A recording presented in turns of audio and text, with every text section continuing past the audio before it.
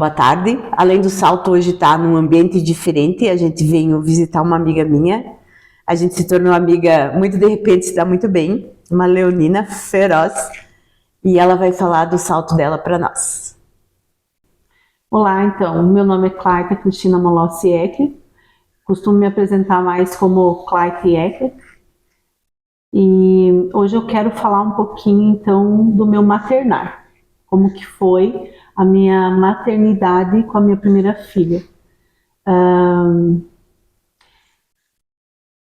Falar disso é um pouco novo para mim, porque nasceu agora essa vontade de falar sobre isso, na verdade. Isso é além do salto. Mas é esse movimento que também me fez hoje trabalhar com mulheres, trabalhar com pessoas, né? Então, falando um pouquinho como foi essa primeira maternidade minha, né? Que envolve muito hoje o que eu trabalho, porque a minha primeira filha, ela nasce, né? Ela nasce uma filha que não era o que eu esperava, né? Geralmente a gente faz grandes planos para a primeira maternidade, a gente almeja. Então, aquela Clarta que era antes de maternar, morre um pouquinho quando nasce a minha primeira filha. Por que morre um pouquinho? Primeiro, porque depois, mais tarde, eu venho saber que eram gêmeas. Ah, eram gêmeas. Você não sabia? Não, eu não sabia. Como eu fiquei sabendo? Através do que eu trabalho hoje, através da constelação familiar. Muito interessante a constelação, né? Sim. Mas o que veio para mim aprender muito foi porque ela nasce surda. Vocês não descobrem na hora isso? Então aqui entra uma questão muito, muito bonita que eu percebo que eu sempre fui muito sentimental, eu sempre senti muito as coisas. Então, quando eu engravido, logo que eu engravidei, começa em mim uma preocupação. E eu começo a falar para o meu marido que ela vai ser diferente. E eu começo a ter muito medo que ele venha me abandonar. Um medo muito grande em mim vai vindo de que ele não fique comigo. E aí eu comento com a minha mãe também, né? Eu falo, mãe, a minha filha vai ser diferente. Então eu achava, assim, na minha cabeça, eu pensava assim, eu acho que ela vai ter alguma síndrome, alguma coisa assim. Mas até então eu também não sabia que era ela, né? Eu só tinha aquela sensação que algo era diferente. E aí vai passando o tempo ali, quando ela nasce, eu tô na maternidade, lá no hospital, que eu olho para ela e eu vejo ela normal, perfeita, e eu não entendo aquilo. Então as enfermeiras vêm e falam assim para mim, ô mãezinha, você tá com depressão pós-parto. Daí eu falo, e eu chorando, né, porque eu tô olhando para ela e chorando muito. Chorando, porque eu não entendia, porque eu tinha uma certeza que ela seria diferente. Você estava tentando entender o que era diferente, se nada físico estava diferente. Nada, exatamente. Eu dizia, não, mas eu tinha uma certeza tão grande dentro de mim que ela seria diferente, e eu também sabia que era um aprendizado, que era a minha sala de aula, que aquilo fazia parte da tua evolução. De alguma forma, fazia parte da minha evolução, mesmo sendo um pouco inconsciente as informações de que hoje eu tenho consciência, né? Porque ninguém nasce sabendo ser mãe. Eu acho que isso é uma das maiores e melhores aulas que pode ter. Né? Eu não sou mãe, mas eu imagino que deve ser um soco no estômago. Porque assim, você tem um serzinho ali na tua frente, desconhecido para você. Por mais que você sentia ele o tempo todo, ele é um estranho. Sim. Agora, né? Que você tem que aprender a se relacionar, a cuidar. E você, às vezes, não sabe nem cuidar direito de você, porque é assim que funciona. Né? A gente tem hoje na nossa sociedade um conceito de mãe ideal, mas não é assim que funciona. Parece que ser mãe, eu vejo, porque eu falo com muitas mulheres também, né? Parece que ser mãe, a pessoa nasce sabendo. Eu nunca ia saber, porque eu nunca entendi o que é ser mãe. Depois de adulta, que eu adotei uma pessoa, que eu entendi o que é ser mãe, né? a sensação de você saber que aquela responsabilidade é tua, né? E sabe, Carla, que engraçado que você traz isso, porque me fez eu pensar aqui, né? A gente vem com essa ideia de que a gente nasce sabendo, mas na verdade nós nascemos com... A gente é uma mãe forjada dentro de um padrão de memória já de como ser mãe. Então você vai projetar muito o teu ser mãe a partir daquilo que você recebeu. E complicam bastante para muita gente. Né? E quando chega uma criança que não cabe dentro desse conceito do que chamo de normal, porque para mim, daí diziam assim para mim que eu tinha até uma filha especial, né? Eu acho que todo filho é especial. Sim. Né? Então hoje eu tenho um filho que é ouvinte, que vem depois dela, né? E ela nasce surda, ele vem ouvinte. E aí começa toda o meu aprender a se relacionar com o novo. Então, como eu tinha naquela época muita imaturidade, o que eu pensava assim? Eu caí eu deprimi com tudo isso, fiz a negação. Eu tive que matar a filha sonhada, né? Porque eu sonhei não era o que filha. você sonhou, era diferente, era perfeita, porém diferente do que você sonhou. Então, por mais que eu tinha uma intenção ainda muito inconsciente que me revelava que algo viria para mim, não esperava que fosse. Mesmo assim, eu não sabia lidar com aquilo, né? Com aquilo. O que é esse aquilo? Aquilo é aquela situação na qual eu me encontrava que no meu pensamento contava assim para mim: ela não vai ouvir tua voz. Ela não ouve eu cantar para ela, ela não ouve eu falar, ela não me ouve. Então aquilo doía na minha alma, era uma dor profunda assim na minha alma, né? Que eu queria que ela me ouvisse. E aí, então, voltando um pouquinho lá na maternidade, eu olho para ela, a enfermeira fala aquilo, e eu vou para casa com aquela menina olhando, e foi passando o tempo, ela linda, se desenvolvendo, passando uns dias, e aí eu começo a perceber que ela não tem um equilíbrio, né? Então, eu tenho 1 mês, 2 meses, a gente volta ali com ela, ela não consegue mamar direito, eu volto no pediatra, daí começa as nossas descobertas. Então, a pediatra vai... Ela olha, ela fala, acho que a tua filha tem alguns problemas neurológicos, né? Daí começa toda uma busca para saber, porque assim, eu desde já olhava para ela e dizia, não, mas tem uma coisa que não tá certo. Eu olhava, então todo mundo me criticava, dizia assim, que eu estava buscando doenças para ela, né? Eu ouvi bastante isso da família, né? Que é normal. Que eu entendo assim, mãe sabe quando não tá... A gente sabe quando alguma coisa não está certa, não que ela seja errada, ela não está certa dentro dos padrões que a gente tem como certo. Sim. Né? E você sabe disso, e só não sabe o que. Eu entendo você nessa época, tipo, eu sei que não está certo, mas não tem como saber o que está errado, né? A minha preocupação sempre era assim, como saber lidar com aquela questão ali que estava acontecendo. Então, aí eu vou para ela, eu vou com ela, volto para a pediatra fala, olha, vamos ter que investigar. Daí começamos as investigações, então eu me lembro assim que com 5 meses eu observo que ela dorme no barulho, daí a gente daí começa uma busca neurológica, daí vamos fazer alguns exames e ela tinha uma hidrocefalia, e ela tem. Né, isso eu não gosto muito, ela tem, eu não gosto nem de afirmar que ela tem, eu prefiro pensar que não tem mais nada. Tem. Mas assim, então começa uma busca, a gente começa a fazer fisioterapia com ela e junto vai descobrindo que daí vem a surdez, enfim, todo um processo ali. E eu me lembro de eu fui, né, aí quando acontece isso, a gente começa a buscar Deus, né? Só que eu sempre fui uma pessoa que sempre acreditei em Deus. Só que nesse momento eu desacreditei. Olha que doido. Nesse momento eu começo a desacreditar. Questionar Deus. Eu começo a questionar e eu começo a achar que aquilo era errado. Eu começo a criticar. Foi um processo muito dolorido para mim, assim, de muita ignorância. Né? Eu não digo ignorância, mas eu entendo assim como muita... O entender é muito difícil, né? Quando qualquer coisa fuja do padrão normal, é difícil pra gente entender, aceitar. Mas eu digo de ignorância porque eu não tinha consciência, eu não tinha conhecimento daquilo, né? Nesse sentido da ignorância, assim, né? Então eu começo a entrar nesse sofrimento absurdo ali.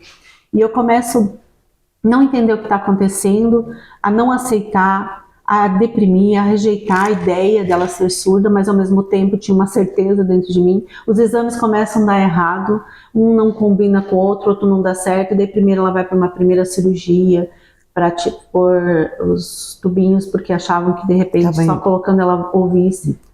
Mas não. Daí até que a gente consegue todos os resultados, então, e descobre. Mas com 5 meses eu já tinha um diagnóstico. Eu já sabia que ela não ouvia, né? Mesmo que os exames contradiziam. E eu começo a buscar para ela o que era melhor para ela. E assim, eu sempre fui muito observadora. Isso é natural em mim. Então é natural observar as crianças, era natural observar as grávidas antes de ser mãe. E aí, então eu começo um processo de negação a Deus ali, de muita dor, de aprender tudo aquilo ali. Mas o que eu entendo hoje? Que todo aquele processo é porque eu era uma pessoa muito preconceituosa, só que eu não sabia. Então ela vem para parar com o meu julgamento, ela vem para me ensinar, né? Para que hoje também eu pudesse trabalhar com pessoas. Então ela faz parte, lógico que tem a parte que ela vem do meu sistema familiar e por que ela vem, né? Não é só isso. Mas você veio aprender isso depois. Isso, eu venho aprender exatamente por ter vivido essas dores, esse sofrimento, né? Realmente você matar o filho sonhado. Porque você precisa matar esse filho sonhado. Hoje você fala para toda mãe fazer isso? Em que sentido? Tipo, matar o filho sonhado para você ter um filho que é teu de verdade, para eu entender, para o pessoal entender. Eu acho que a gente precisa, alguns sonhos nossos a gente precisa deixar no passado. Se são só sonhos. São só sonhos, não é real. E você precisa ficar com o que é real. E ela me ensina muito isso, sabe? Então o que eu percebo hoje? Que as coisas não estão no corpo. Né? Nós temos uma alma, nós temos um espírito, e através dela eu fui aprendendo isso. O que a minha filha me ensina muito? A presença, né? Então ela me ensinou muito o estado de presença, porque ela também observa muito, que ela tem que usar outros. Ela usa muito mais as outras. A visão, né? Ela percebe os movimentos muito mais. Então, com o tempo, eu fui aprendendo a ser mãe de uma menina surda. Pergunte para mim se eu fiz Libras. Claro que não. Eu tenho dificuldade de aprender outra língua, né? Mas eu tenho o meu próprio sinal que trabalho com ela, que a gente se entende, né? Então eu fui buscar todos os recursos para ela. Começou então a nossa jornada. E ali, o que acontece nesse momento? Que eu acho... Por que eu quis falar talvez desse assunto? É que nesse momento eu abro mão dos meus sonhos profissionais. Você se dedica a ela. Né? Eu chego para o meu marido e eu falo, alguém precisa... a gente tem um combinado, eu e ele, olha, você vai ter que dar conta agora, você vai ter que voltar a estudar. Nós éramos 2 jovens na época, né? Hoje a minha filha vai fazer 20 anos já. Então ela, estou falando dela, mas quero também incluir bastante meu filho nisso, porque ele também vai sofrer consequências, aprender a lidar com isso, ainda está aprendendo, porque ele também se sente, eu tive que dar mais prioridade para ela, no qual ele veio depois, ele precisava mais. Então é legal a gente trazer isso. O que eu percebo hoje? Eu acho que se eu pudesse falar algo assim para as mães, é viver o estado de presença. Não importa se é surdo, não importa se é cego, o que for. O estado de presença acha um meio de comunicar. E trazer muito amor, né? Então, naquele momento eu me desconectei de Deus, eu não entendi, eu achava que eu estava pagando um pecado. Vem muita religião, vem muito peso. Muitos conceitos, muitas ideias, né? Porque naquele momento eu tinha um preconceito, né? E eu não entendia aquilo. O que estava acontecendo. Não como eu entendo hoje, que tudo é uma bênção, né? E que, de fato, não é só os nossos olhos do corpo físico que fazem a gente ver a vida, ou a nossa audição, ou a nossa voz.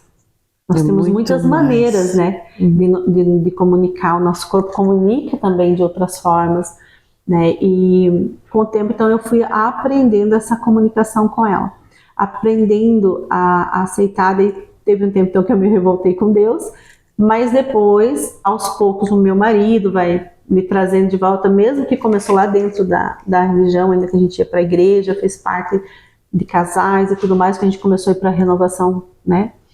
E daí começa a voltar, começa a entender que Deus não tinha me dado um castigo, mas sim um presente. Uma benção. Uma benção. Então, todo esse processo foi acontecendo, né? Mas que tudo faz parte. Lógico que a surdez hoje com que eu trabalho, daí eu vou para as constelações até para olhar para isso. Sim. Só que ao chegar nas constelações, eu nunca quis fazer uma constelação para olhar porque ela era surda. Eu simplesmente, quando eu cheguei lá e comecei a me trabalhar e aprender, e eu comecei a compreender a profundeza do amor que eu tinha por ela. Lógico que antes disso vem uma revolta, vem aonde eu peço, olha o peso que isso trazia para ela, né? Onde eu pedi a minha própria morte para que ela ouvisse. A gente faz besteira sem querer mesmo, né? O nível de inconsciência nossa é muito grande, né? Porque a gente acha que resolve, não resolve nada, né? A gente é ensinado a não olhar para o diferente. Sabe que a última entrevista que eu tive foi de uma mãezinha também, que é minha amiga de longa data, e ela perdeu a filha com 21 anos. E ela trouxe muito isso que você está falando. A gente não foi ensinado a nada que não seja diferente do perfeito. Então a gente não foi ensinado a ter um filho diferente, viver uma vida diferente, ou perder um filho. E ela colocou assim que a gente precisa ser ensinado. Isso não pode deixar. A gente não está mais lá em 1500, a gente não precisa mais esconder ninguém diferente, né? Isso tem que vir para mostrar mesmo que é só diferente. A gente é diferente, né? Ninguém é igual. E é isso que ela trouxe, você traz, Carla, faz a gente começar a pensar assim, ó. Nós precisamos incluir o imperfeito. Porque quando eu olho para o imperfeito, eu sou perfeito.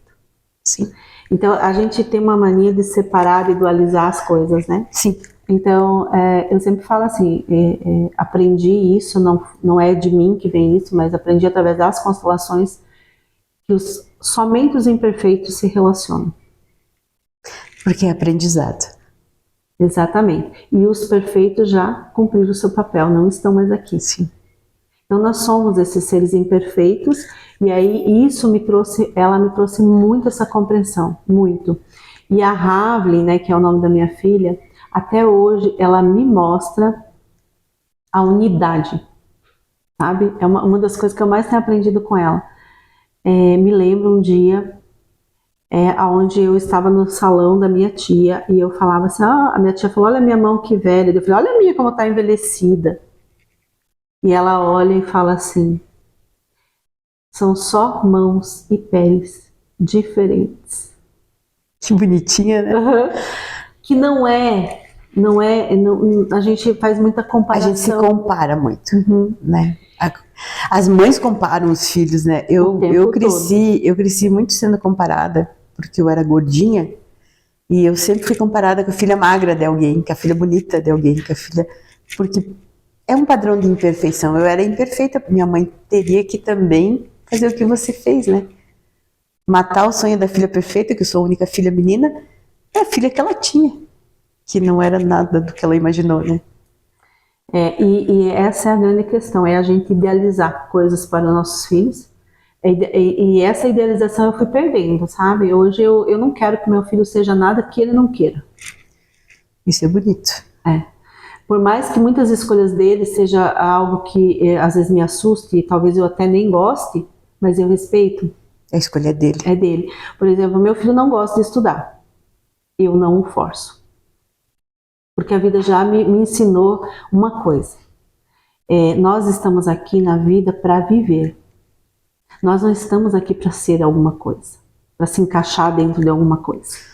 Eu sei que existe uma sociedade e eu sei que existem limites dentro dessa sociedade, então eu coloco para eles e eu falo, tem limites lá dentro de uma empresa que vocês vão trabalhar, vocês vão responder a quem, e se vocês não querem responder ao quem, vocês vão ter que se mover para ser dono do próprio nariz, e mesmo assim vocês vão ter que aprender a lidar com a diferença dos outros. Mesmo sendo dono de alguma coisa, você vai sempre estar reportando a alguém. Não tem jeito. E a gente precisa entender que a gente precisa um do outro, porque a gente não chega nesse mundo sozinho, né, cara? Sim. E nem parte daqui. Não adianta você dizer, a gente veio sozinho e vai sozinho. Não. O tempo todo a gente tá dependendo de alguém ou de alguma coisa. Até a hora da sua morte vai ter alguém lá na sua mão, pegando na sua mão, vai ter alguém que vai levar o seu caixão, vai ter alguém que vai construir a última morada.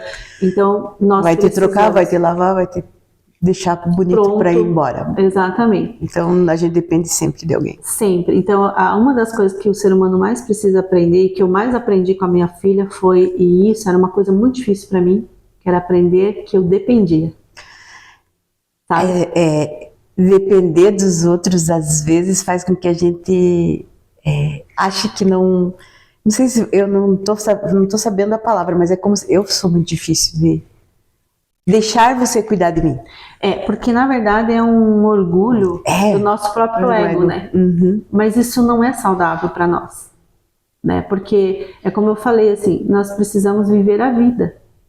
E a vida acontece agora, aqui, ó. Ela tá acontecendo. Tá acontecendo. Ela não tá lá onde eu vivi a história com a minha filha. Ela tá aqui. Né? Então ela está sempre acontecendo agora. Então isso é uma das coisas que eu mais aprendo com a minha filha. E ela tem uma coisa que ela faz, né? Que esse é um sinal de calma, né? Uhum. Que é Libras, tipo calma. Então às vezes eu vou me atropelar, ela, mãe, calma, mãe. Daí eu volto pro meu centro, né? Então enquanto eu tenho uma filha que é bem voltada na presença, eu sempre falo assim que eu tenho uma filha que ela é mais calma, ela é brincalhona, tudo. Mas eu já tenho um filho que já cheguei, né? Ele já chega chegando, assim. Ele já tem essa energia mais ativa. Lógico que a experiência com os dois são diferentes. Lógico que eu errei muito, é óbvio, né? Porque a gente não sabe, a gente vai aprendendo. Apesar que eu não acredito em erro, eu só acredito em aprendizado, mas é que é no erro que a gente aprende. A gente precisa começar a unificar as coisas, porque se a gente dualiza muitas coisas, a gente não vive. Então, assim, se eu tô sentindo raiva, eu tô sentindo raiva. Se eu tô sentindo tristeza, eu tô sentindo tristeza. A questão tá de como a gente significa a raiva, a tristeza e as coisas que a gente vive. Então, naquele momento que a minha filha nasce, eu tenho um significado totalmente errado, totalmente equivocado. É um significado de dor e sofrimento. Hoje, o significado que eu dou para isso é de muito amor, de muita bênção na minha vida. Se naquela época lá, naquele momento lá, vamos voltar lá para o passado, se me perguntasse, Clayton, você quer outra filha? Eu diria sim. Hoje eu te diria, claro que não. Então naquele momento meu nível de consciência e de ignorância era muito baixo. Você não tinha consciência de hoje. Você aprendeu a ter também por ela, né? Sim. Então ela foi um grande ensinamento e um grande aprendizado. Nós duas aprendemos juntas. Um divisor de águas na tua vida. Sim. E uma bênção mesmo, sabe? Uma bênção para nós. Lógico que não foi fácil, lógico que ela também sofreu comigo. Não foi fácil, porque uma coisa que eu acho bem importante de trazer é algo assim que eu não tenho orgulho de falar, mas gosto de falar porque isso, para quem depois vai assistir, talvez sirva. Eu era uma pessoa que falava que eu jamais ia bater nos meus filhos, né?